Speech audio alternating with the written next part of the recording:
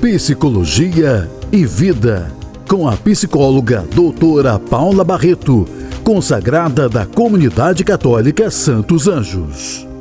Olá, amigos da Web Rádio Amparo. Sejam muito bem-vindos ao nosso programa Psicologia e Vida.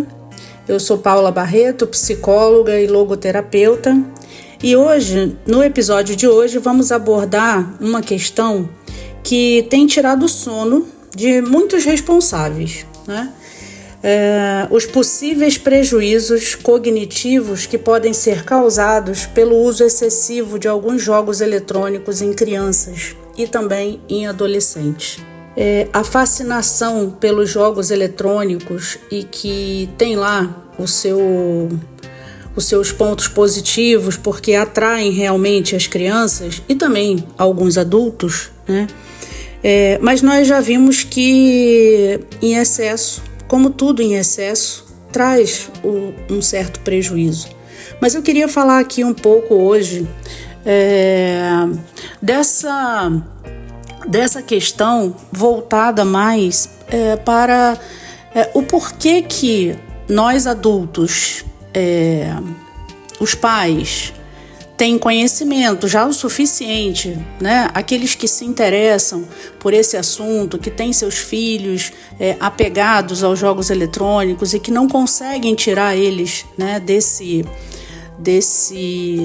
ritmo, né? Desse apego ao jogo eletrônico, né?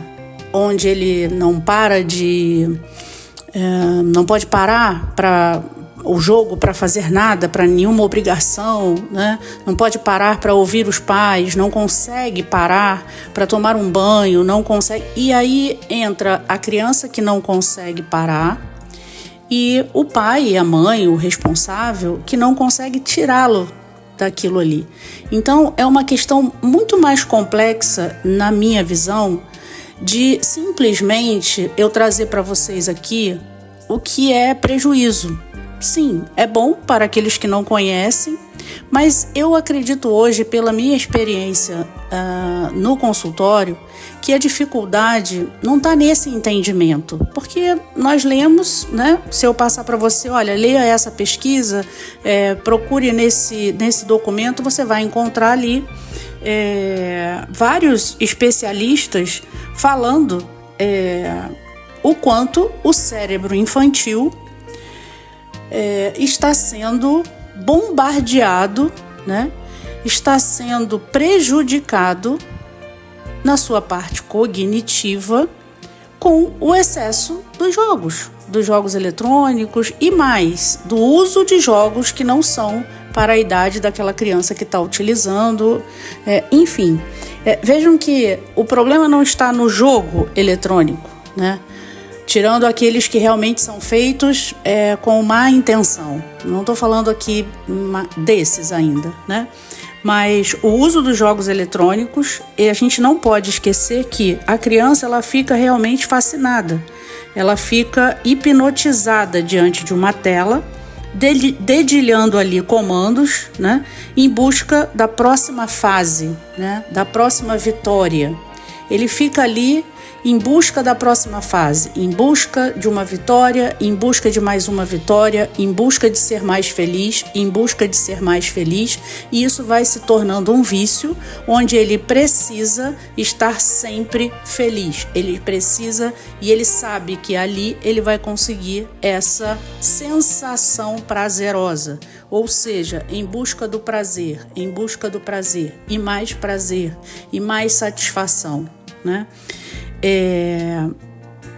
Não esquecendo que os jogos eletrônicos, por que eles conquistam também as novas gerações e não que conquistam, eles já nasceram, né?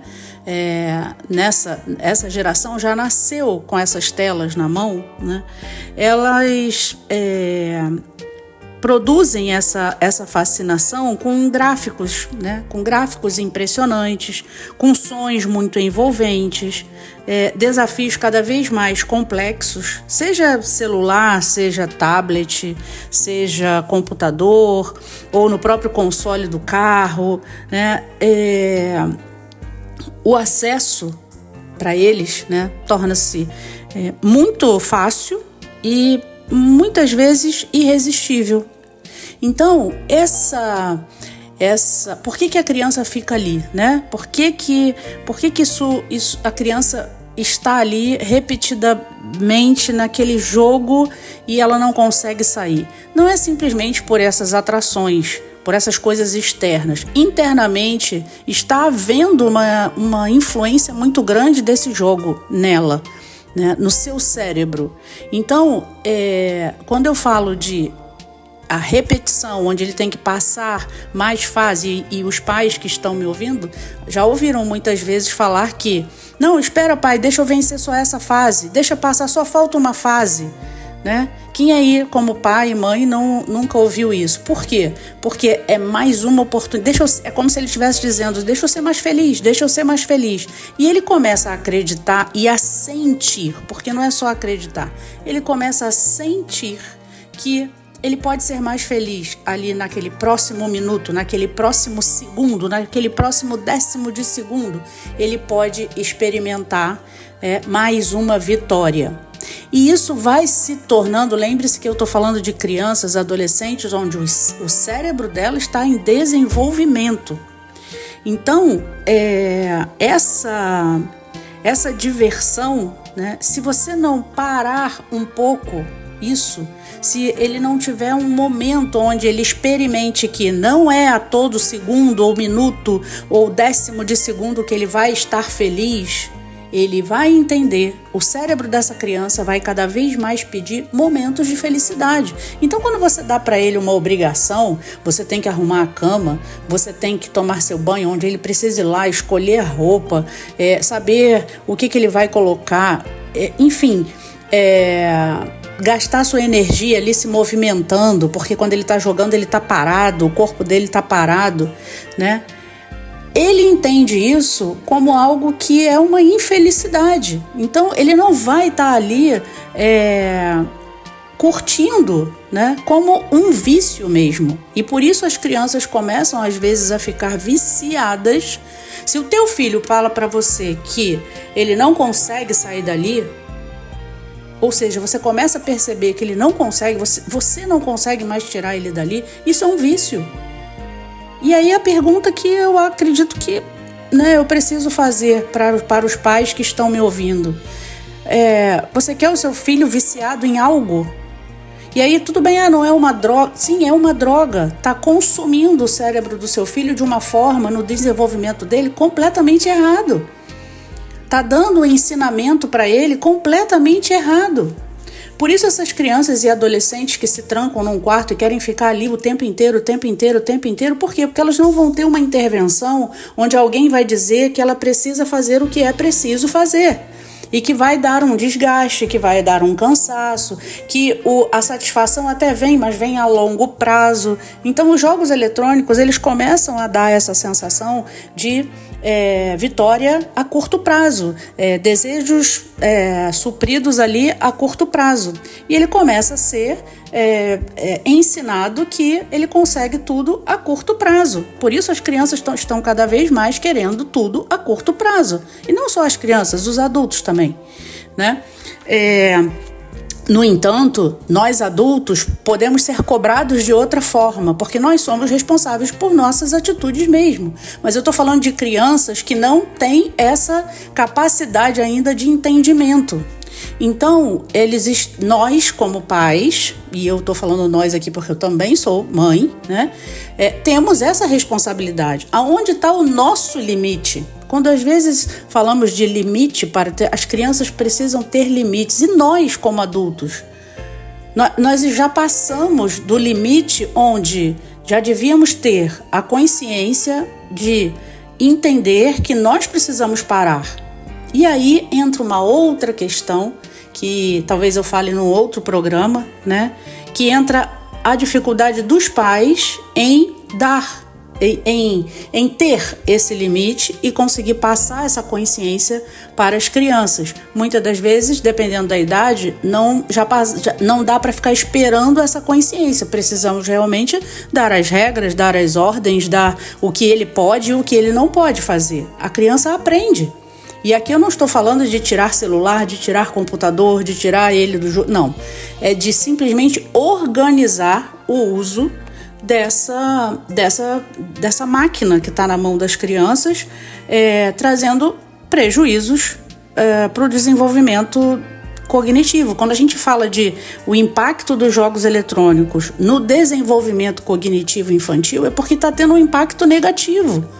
Está tendo um impacto negativo muito grande. Mas não só pelo uso, mas sim pelo exagero, né? E aí, como é que esse prejuízo cognitivo acontece, né? Antes de mais nada, é importante compreendermos também o que é esse prejuízo cognitivo, né?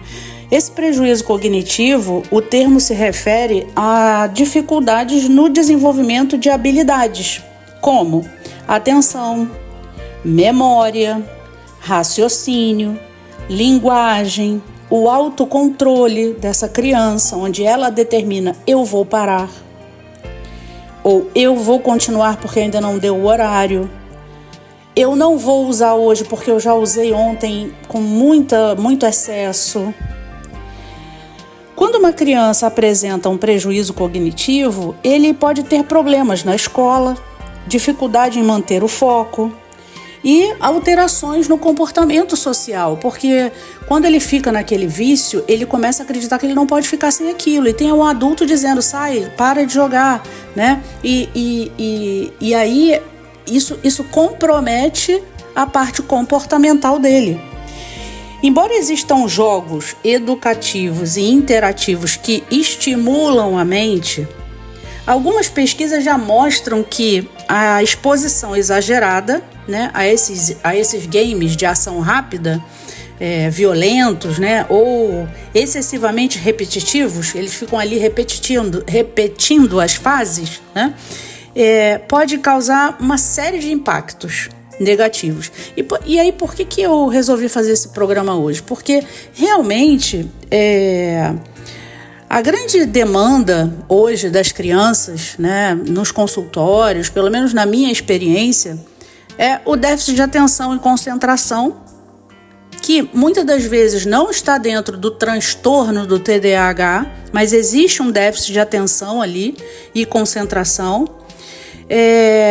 pelo uso de jogos com mudanças rápidas de cenário, né? E estímulos constantes que podem reduzir a capacidade da criança de focar em tarefas prolongadas. Então você dá um texto para essa criança ler, ela não consegue. Aí muitas vezes estamos diagnosticando, até um parêntese aqui, essa criança com um TDA, mas na verdade é porque a escola às vezes está dando um texto de uma folha para uma criança que, né, já está às vezes num 4º ano, num 5º ano, para ela poder ler, e ela não consegue ler. Então não é porque ela tem o TDA, então ela tem que ir por dividir esses textos. Não, é porque na escola ela está sendo estimulada da forma onde ela precisa ler um texto de uma folha A4, né, que nem chega a ser uma folha, às vezes, inteira, é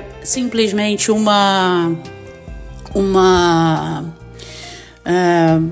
quase que a metade da folha, porque lá em cima vem o cabeçalho da escola, nome, né, nome do aluno, a escola, o ano, enfim. Depois vem lá alguma orientação daquela questão e depois vem um texto, né? Então, os pais às vezes estão reclamando porque os textos estão muito grandes. Gente, não estou falando aqui de questões onde a criança realmente precisa, porque existe o transtorno do TDA, onde a criança precisa, às vezes, que esse texto venha menor, né, que ela seja orientada, que ela faça uma prova, né, separada. Não estou falando desses casos, estou falando de casos que em casa, às vezes, fora da escola, né?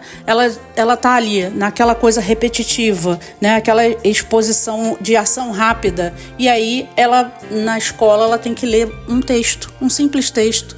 E cuidado, porque às vezes as crianças estão sendo diagnosticadas com algo que não é verdadeiro.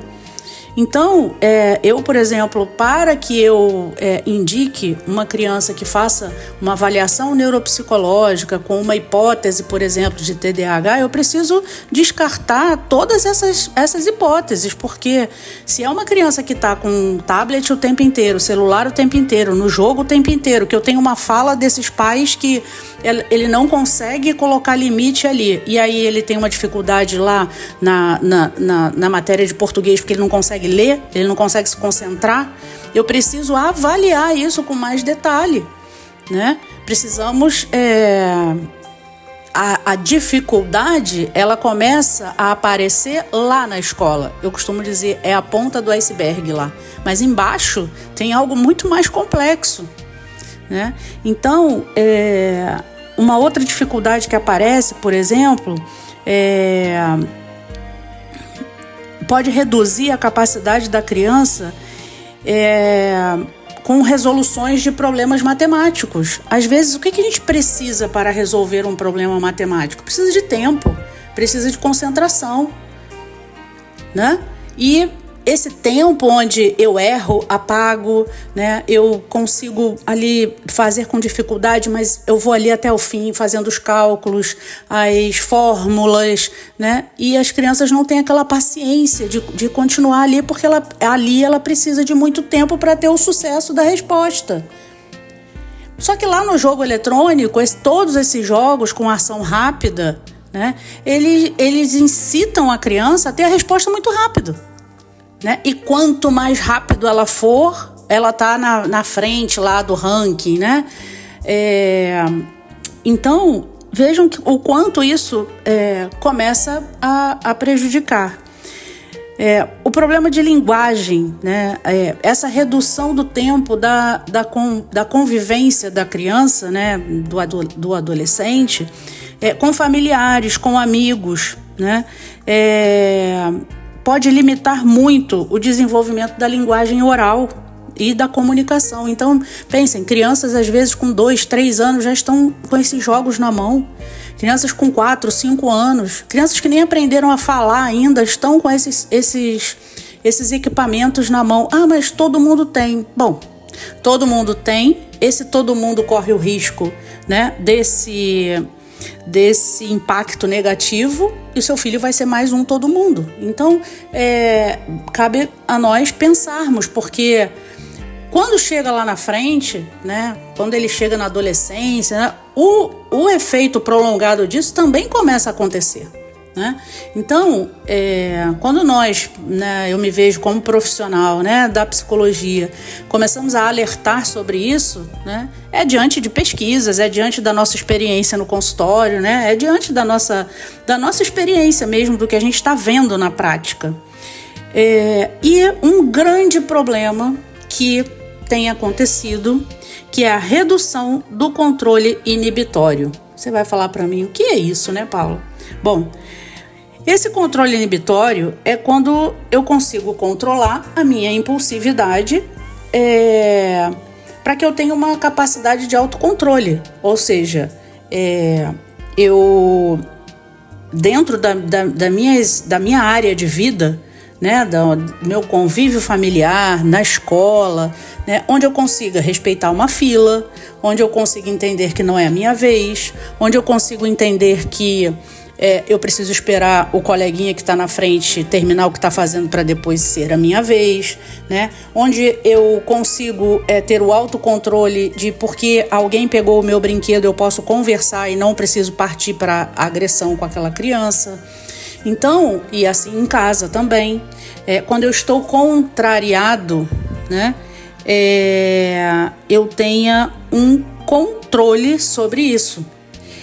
E aí, a redução do controle inibitório, esses jogos, o que eles acabam fazendo? Eles recompensam a tua impulsividade, eles fazem um movimento contrário, ou seja, cada vez mais impulsivo, você pode parar de longe, sem seu filho ver, e fica lá vendo esses jogos de ação rápida, esses jogos rápidos de passar fase, como que ele fica. né? Ele quer o tempo inteiro, ele reclama, algumas crianças, né, com palavrões, né, você vai vendo que existe uma impulsividade ali a todo tempo sendo colocada em prática. Só que, tanto que se você chega e fala, vamos parar isso aqui agora, ele precisa ter esse autocontrole, né? Esse controle inibitório, ou seja, eu preciso inibir essa minha ação que eu estou fazendo agora para fazer outra. É esse controle inibitório que começa a reduzir quando ele está nesse volume de jogos, nessa velocidade, nesses exageros, nesse tempo exagerado de jogo. E aí é quando, às vezes, esse controle inibitório começa a aparecer nas avaliações, onde a gente faz as avaliações psicológicas, está totalmente reduzido. Então, o que a gente precisa fazer? Existe algo na vivência dessa criança, porque se eu tenho lá uma redução do controle inibitório muito grande numa avaliação, mas essa criança verdadeiramente não usa um jogo eletrônico, não tem nada que esteja estimulando a impulsividade dela, mas ela está apresentando essa impulsividade, aqui é um sinal que eu preciso avaliar se há um transtorno aqui. Agora, se eu tenho uma redução desse controle inibitório muito grande, e aí essa criança usa o jogo eletrônico, né? Mas o meu filho só usa 2 horas, né? Ele só usa durante 2 horas. Tá, mas e quando você tira ele? Quando você tira ele aí, às vezes é na guerra, né? Então, ele não tá com o controle inibitório dele controlado, né? Ele não tá tendo esse controle inibitório.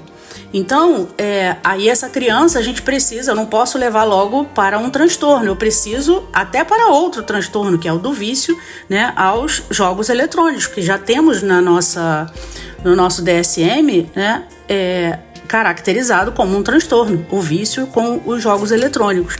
Então, a gente precisa que esse cérebro infantil da criança, que está em constante desenvolvimento, ser respeitado, ser cuidado, né? Por quê? Porque nós notamos cada vez mais crianças apresentando sintomas de ansiedade, irritabilidade, insônia, devido ao abuso das telas. O sono de má qualidade, né, da criança, por exemplo, ela impacta diretamente nas funções cognitivas. Funções cognitivas que eu digo essenciais, como a memória e o raciocínio lógico dela. Então, crianças que não estão dormindo, crianças vão dormir às vezes 2 horas da manhã, acordam, porque aí precisa acordar para ir para a aula de manhã, acordam 5h30, 6 horas da manhã para ir para a aula. E aí dormem na sala de aula, né? Ou dormem à tarde, não fazem o dever de casa, fica tudo descontrolado, na verdade. Bom, tá tudo nos jogos eletrônicos? Não, é que a gente está falando aqui hoje sobre o impacto dos jogos eletrônicos nesse desenvolvimento cognitivo infantil. Então, nós temos muito, né, para falar sobre esse assunto, mas eu queria deixar para vocês aqui esse conhecimento, né, essa necessidade do conhecimento que nós precisamos ter, se realmente ele está no uso excessivo, né, o quanto é importante você ver se ele consegue ter um autocontrole. Coloque os horários, né? Mas meu filho não consegue ver. Ele tá com o celular na mão, ele tem um horáriozinho lá na frente, né? Ali em cima, embaixo, não sei, dependendo da marca do celular, ele tem ali. O tablet também tem, o computador também tem. Então, olha, meu filho, quando estiver ali escrito 9 e o número 9, 2 pontinhos, o 0 e o 1, bom, você já passou do seu horário, porque era 9 horas, é o 9, o 00, né? Então, e existem hoje até mecanismos, né, de você desligar até pelo seu celular, você trava o jogo, alguma coisa nesse sentido. O que acho aconselhável numa hipótese assim, muito difícil de controle, mas a criança precisa ir entendendo, e elas entendem, elas aprendem. Se você deixar ela usando sem cortar, ela vai usar sem cortar e é isso que ela vai aprender. Agora, se você já desde o início falar, bom, você está escolhendo, você está me pedindo para utilizar para jogar, nós vamos ver se você tem maturidade para poder jogar esse jogo, né? De usar. Você pode usar desde que seja dessa forma. O que você escolhe? Usar ou não usar? Porque aí a criança já tem autonomia de dizer, não, eu vou usar dentro do limite que o pai e a mãe está dando. Se ele passa desse limite é porque ele escolheu não usar. E aí é isso que você vai dizer para ele. Você vai dizer para ele, você escolheu não usar. Não, eu tô usando. Então, mas eu disse que se passasse do limite, você estaria escolhendo então não usar, porque o passar do limite não é uma hipótese. Não existe essa hipótese de passar do limite. E a criança vai aprendendo. Aos poucos ela vai aprendendo. Então, assim, prestem atenção nessa situação, né? E caso você tenha alguma dúvida, você pode entrar em contato. Meu e-mail é paula.psique30@gmail.com. Meu Instagram, @paulabarretopsi. Você pode entrar em contato comigo e tirar as dúvidas que você queira, tá bom? Ficamos aqui no nosso programa da Web Rádio Amparo, Psicologia e Vida. Até a próxima terça-feira, às 9 horas da manhã. Fiquem com Deus. Psicologia e Vida, com a psicóloga doutora Paula Barreto, consagrada da Comunidade Católica Santos Anjos.